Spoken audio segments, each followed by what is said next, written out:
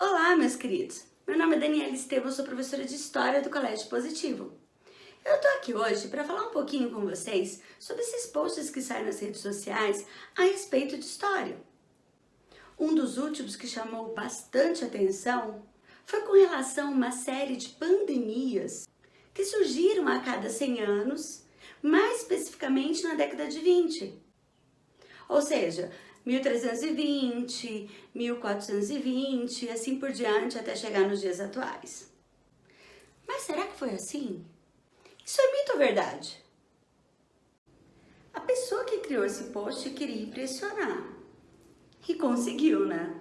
Impossível não ficar curioso ao ver que a humanidade enfrentou a cada 100 anos uma pandemia diferente. Principalmente pelo momento pelo qual nós estamos vivendo. Mas eu vou ser obrigada a desmistificar alguns pontos. Primeiro eu vou começar pelo último da lista, coronavírus.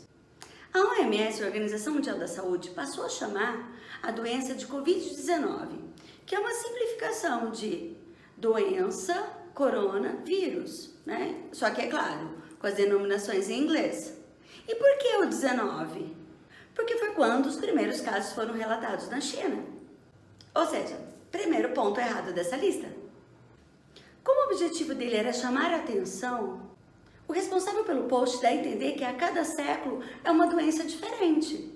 No entanto, a peste negra, a peste bubônica e a praga de Marsélia são as mesmas doenças. As três foram causadas pelo mesmo bacilo e recebeu o nome de peste bubônica porque o agente transmissor, que era a pulga do rato, ao picar, deixava um bulbo alto, inchado, além da inflamação das glândulas linfáticas.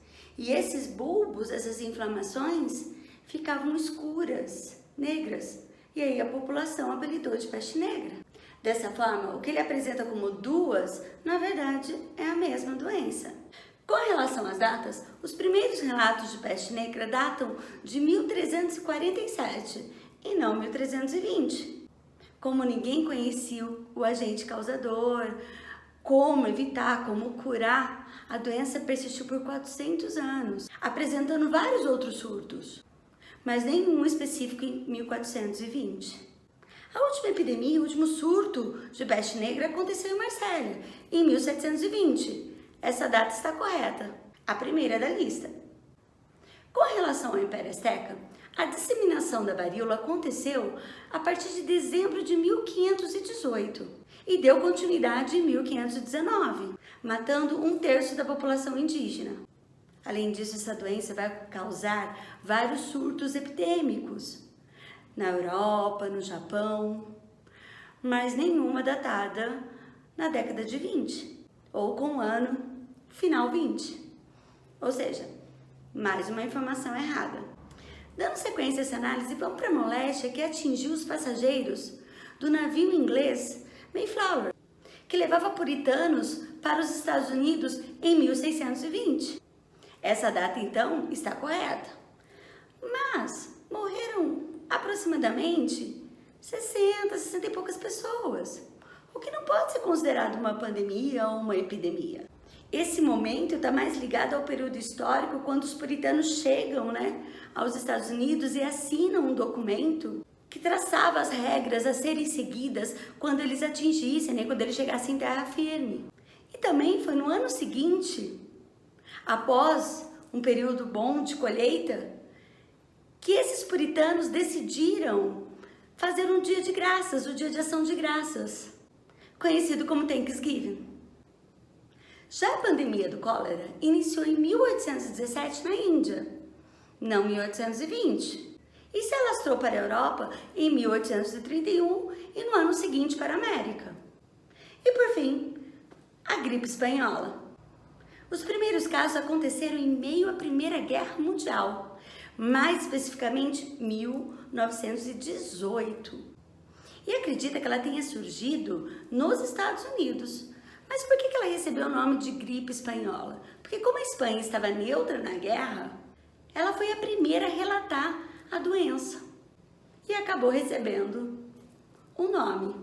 E infelizmente, a peste negra e a gripe espanhola são as piores doenças listadas aqui. Com tudo isso, podemos concluir que esse post é mito, é fake.